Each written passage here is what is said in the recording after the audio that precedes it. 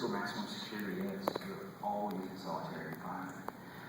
You know, I see guys in there that would just snap one day, and this one guy starts beating the walls with both his fists just as hard as he can, until both his fists are just busted open and broke and bloody, and he's screaming at the devil within his cell, and they'll just take him out, bandage his hands up, and throw him back in the cell. You know, there's no sort of, there's nothing in there. So they don't take you out to the ER that we hear about for the runaround? No, that's all. In the first 8 years that I was there, we had some of that, because we were at a different prison, but in the last 10 years, no. You know, some of the other prisons in Arkansas had things like that going outside, but no, none in the Supermax. And that's part of what destroyed my eyes. I didn't see sunlight for almost a decade. That and just being closed in a tiny space, you never get to see anything more than a couple feet away from you. So your eyes gradually lose the ability to focus on anything that far away. You can't see anything more than 4 inches in front of you. Wow. I took a trip to Alcatraz a couple years ago, and in solitary there, the inmate was sharing about how one of the ways to stave off insanity, he would pull a button off his uniform in the darkness, throw it somewhere, and then search for it as a way to pass time and stay focused. What kinds of things would you do in order to save your mind from complete exhaustion? For me, it was meditation. Always meditation. By the time I was released, I was doing meditation anywhere from 5 to 7 hours a day. When I first went in, the first 2 to 3 years that I was there, I got extremely angry. You know, from the time my eyes opened in the morning, I would be furious. Whatever you're going through, whether it's torture, whether it's starvation, being beaten, whatever it is, not only was there that physical hell, but there was also just this internal hell of knowing I was never supposed to be here in the first place. These people don't have any right to do this to me. And I read this quote by the Buddha where he said, holding on to that is like drinking poison and hoping it'll kill the other person. Yeah. And that's exactly what it's like. It doesn't hurt anybody but yourself. And I knew I had to find some way to cope with it, to deal with it, because it was eating me alive inside. And that's what turned me to meditation in the first place. Eventually, as the years progressed, I received ordination in the Rinzai tradition of Japanese Buddhism, which is the same tradition that used to train the samurai in ancient Japan. And then also, there's no medical care on death row. You're not going to spend a lot of time and money and energy taking care of someone that plan on killing you. Yeah. So that sort of forced me to turn to energy work, these techniques, like Reiki and Qigong, things like that, because it was all I had. There were times when I got so sick I didn't think I was going to live through the night. And that was all I had to turn to. So for me, that's what it was. That's what I dedicated my whole existence in there to, was just meditation. Were there other inmates doing similar, taking similar paths?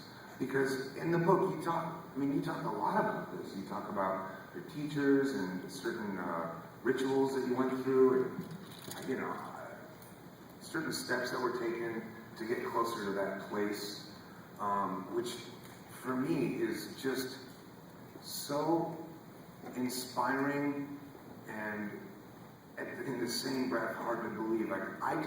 How did you get to that place of willingness? Because you talk about the anger, you talk about the resentment, and certainly being there unfairly and unjustly. I don't know that I would have it in me to look anywhere else other than my own anger. How did you get to that place? Sheer desperation. That's what it all comes down to in the end. If I were out here and I could have just went to the doctor or maybe to a therapist or something like that to talk out my problems or to get my physical symptoms treated, then I probably never would have turned that way either. But for me, it was like I was drowning. I was drowning in despair. I was drowning in anger. I was drowning in sickness and pain. And that's all I had. So if I hadn't experienced that, I probably would be saying the same thing that you're saying right now. There's just no way that I would have dedicated so much time and energy to it. But I really just did not have a choice. The other inmates, it's few and far between. You know, what introduced me to Zen Buddhism was another inmate who was there on death row that the day I came in, he sends me a package down there that had a stamped envelope and some paper so that I could write to someone and let them know where I was. It had like a shaving cream and a razor, basic necessities in it, things that I would need. As soon as I walked in the door, he gives me these things. And he said that he tried to do that for everyone who came in just because he knew how traumatic and horrifying it is coming into this situation. And that, an act of kindness like that is something you don't forget. You know, when you walk into this cold, hateful, soulless place, and somebody does something like that for you, it's something that stays in your mind forever. So I started trying to do the same thing. You know, after they executed him, that's when I met his spiritual advisor, and he became my spiritual advisor after that. But I tried to take up where this guy left off, and every time I would see somebody new coming in, I would try to do the same thing for them that he did for me. Most inmates in there, though, your average IQ on death row is like 85. So most people in there aren't capable of doing stuff like that. You know, they start degenerating when they get there. And even 85, you know, can be relatively high for a lot of what I saw in there. Yeah. You know, one of the most, they say they don't, in the law, you know, I'm aware it's become really politically incorrect to use the term mentally retarded. But that's the only thing the law recognizes. It's like a very straight line. There's no gray. It's either you are mentally retarded or you're not mentally retarded. Right. And if you are, it's supposed to be illegal to execute you. But you would see people in there all the time that were blatantly, something wrong with this person. This person is not functioning at a normal adult level. And they would still kill him. And probably the most horrific one that happened in the history of the Arkansas prison system was this guy who had killed his in-laws and had shot himself in the head. He survived, but he gave himself a lobotomy.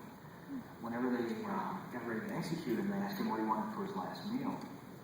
And he says pecan pie. So they give him the pie. He eats half of it.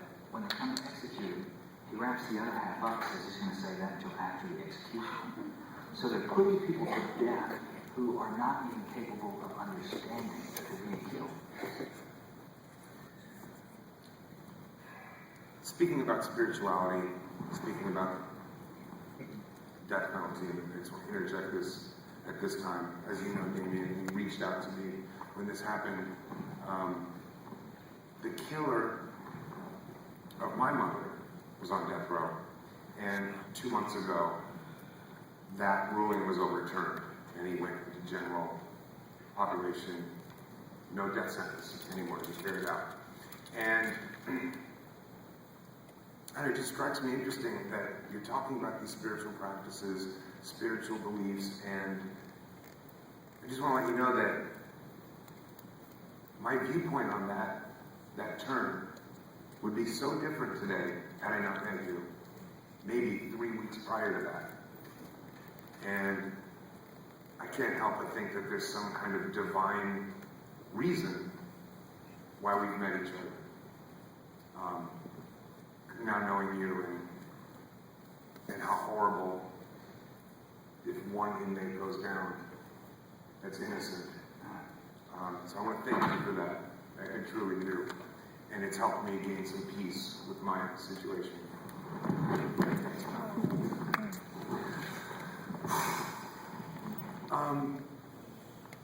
Do you still have a spiritual practice? Like, does this continue today? It does, but not nearly as intensely as it did when I was in prison, just due to the fact that I've been just frantically scrambling, trying to get a life for myself. Yeah. When we left Arkansas, my wife and I, we left like refugees. I did not have one single penny in my pocket. I didn't have a change of clothes to put on. I didn't have anywhere to go. So the past year has been scrambling frantically, just trying to get somewhere, trying to start getting our feet up under us. And when you're living like that, really up until we finally got our place in the last week, but the month previous to that, we were practically homeless. We didn't have anywhere to go. We were staying on, with friends who could take us in for a short period of time. We were staying in hotel rooms. And when you're living that sort of life, it's really hard to commit to any sort of strict regimen, any sort of daily practice at the same time, because you're always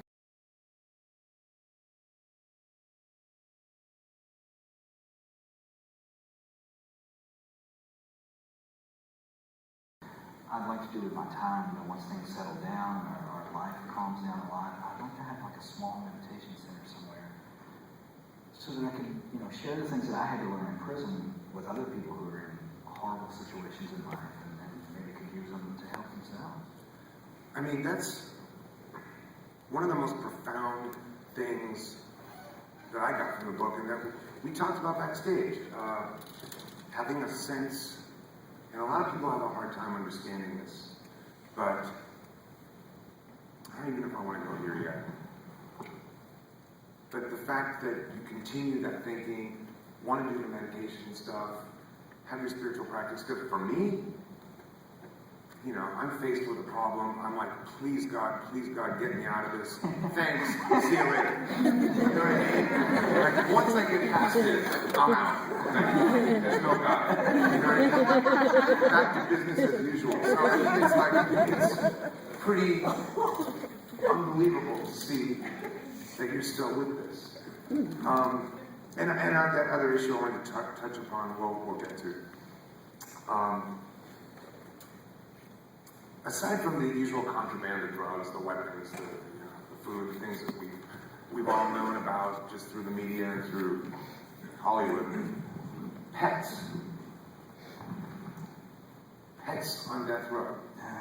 You had a kitten. It was sort of the community kitten. Somehow, I have no idea how, some guy on death row got this kitten.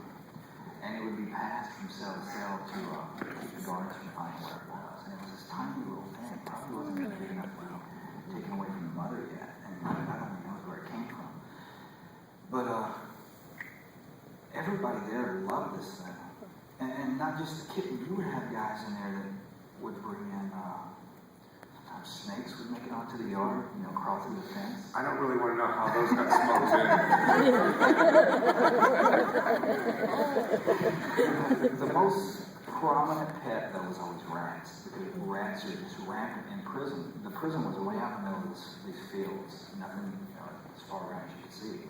And in the wintertime, when it would start to get cold and food would start to get scarce, all the rats would run into the prison to try to get warm and find something to eat.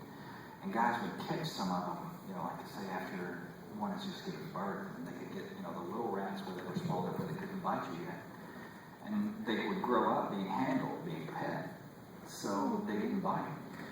And there were tons of rats kept as pets in prisons. When the guards would find them, they would stomp them to death, flush them in the toilet or whatever. But those things would become just dearly important to guys in there. That was all they had. It was their only connection with any sort of love. You'd have guys whose whole families were dead. They'd been there so long. And that was all they had in the world. So you see even in there some spark of humanity in this person. Something that makes them love something as horrible as a rat or a snake or a pigeon. I've got to tell you, one of the most profound visuals from the book for me was picturing you on the third tier, three rows of cells. You're on the top one. There's nobody else in that row. It's just you by yourself, solitary, death row, with that kitten. To me, that was one of the most heartbreaking visuals in terms of, I could see that as a painting, The way you described that in the book was just so moving. And I can't go on enough about this book. There's some really typical questions in here. We can power through them. Because I want to get to some of your questions. Some of the things that you missed the most in prison. Probably a question you're tired of answering, and one that's on everybody's mind.